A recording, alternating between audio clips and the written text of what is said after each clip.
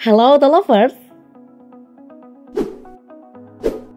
Bicara soal para taipan tanah air sih, nama-nama seperti Chairul Tanjung, Hartono bersaudara hingga Antoni Salim mungkin udah gak asing lagi ya di telinga kita, bener gak?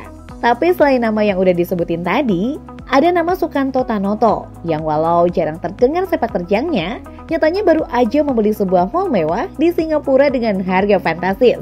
Wah, gokil juga nih. Berbagai media pun nyebutin kalau mall yang dibeli Sukanto Tanoto adalah Tanglin Mall seharga 645 juta US dollar atau setara dengan 9,54 triliun rupiah.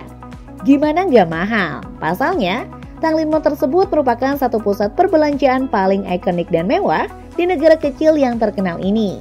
Berlokasi strategis di jantung kota, mall ini nawarin banyak stand kuliner.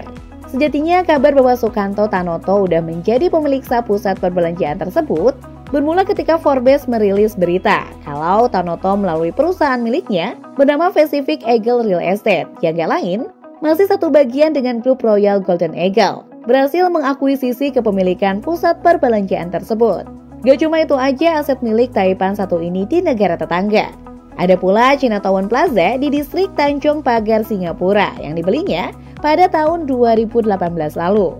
Kini kawasan tersebut udah dikembangin menjadi Mondrian Singapore Duxton, hotel mewah yang nyediain kurang lebih 300 kamar buat para tamunya. Selain dua aset yang disebutin tadi, Tanoto juga pemilik sah atas Dux Road dan konon nantinya bakal dikembangin menjadi perumahan kelas eksklusif bagi mereka para kalangan kelas atas.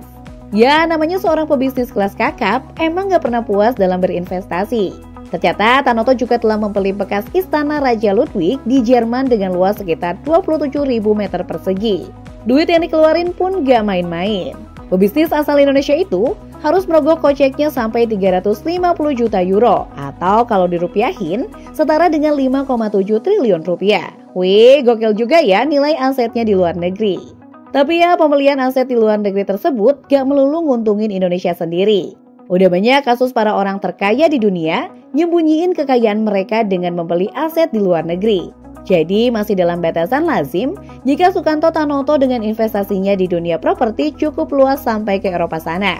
Tiba-tiba langsung disorot oleh Direktorat Jenderal Pajak. Maka dari itu, badan yang ngurusin segala jenis perpajakan di tanah air itu menyatakan akan meng-cross-check semua harta milik Sukanto Tanoto.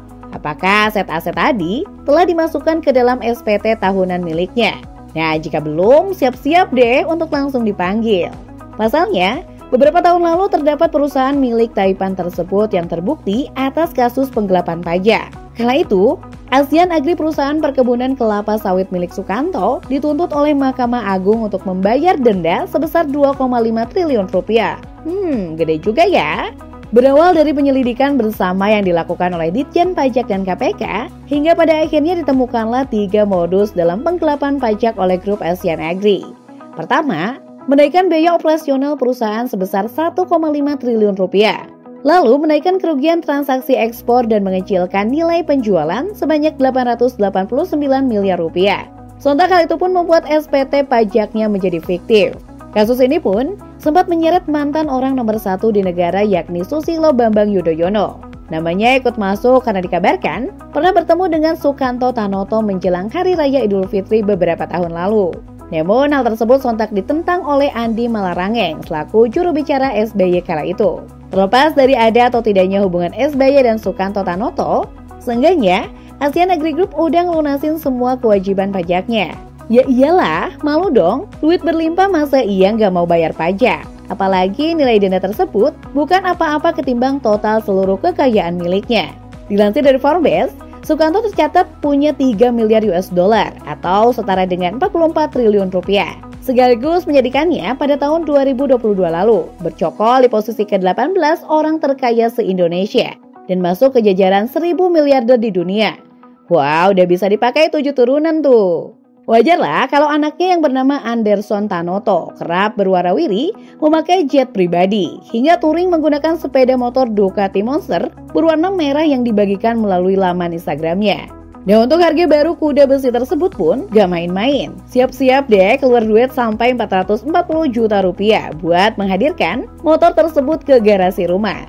Gak cuma itu aja sih, Anak dari Sukanto juga telah memiliki sebuah helikopter Airbus H145 demi menunjang mobilitasnya sebagai seorang pebisnis. Wah, kalau anaknya aja bisa beli sederet kendaraan yang luar biasa, gimana dengan bapaknya ya? Dijamin lebih wow lagi deh pokoknya. Sayangnya, track recordernya yang punya harta melimpah serta menjadi pebisnis kawasan harus tercoreng lantaran kerusakan hutan yang terjadi di tanah air. Memiliki kaitan dengan segala bisnis yang dijalankan oleh Sukanto. Hal tersebut gak serta-merta hanya sekedar asumsi belaka, melainkan dari hasil investigasi dari Rainforest Action Network. Organisasi lingkungan tersebut menemukan jika April Group yang gak lain adalah perusahaan milik Sukanto melanggar komitmen nol eksploitasi. Alhasil, kurang lebih sekitar 3.000 keluarga terdampak akan adanya kegiatan operasional bubur kertas Toba Pro Lestari. Meski demikian, ya yang namanya manusia ada positif negatifnya lah. Kalau gitu kita ambil aja motivasi positif dari perjalanan hidup pria asal Medan satu ini.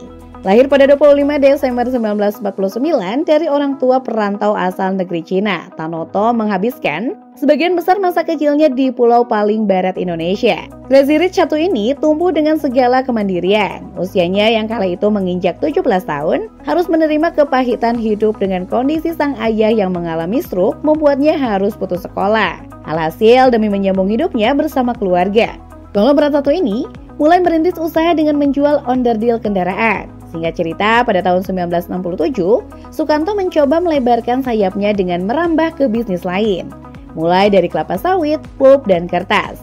Karena usahanya terus berkembang, ia pun terdorong untuk mendirikan sebuah perusahaan bernama Royal Golden Eagle, yang bisa dibilang udah menjadi sebuah perusahaan kelas dunia. Emang gak disangka ya, anak yang putus sekolah pada umur 17 tahun itu kini telah menjadi seorang crazy rich. Pundi-pundi rupiah yang gak didapetin secara instan itu pun membuat dirinya tetap ingat pada orang-orang sekitarnya. Dirinya pun membuat sebuah yayasan bernama Tanoto Foundation pada 1981 yang bertujuan untuk ningkatin taraf hidup masyarakat serta kualitas sumber daya manusia tanah air.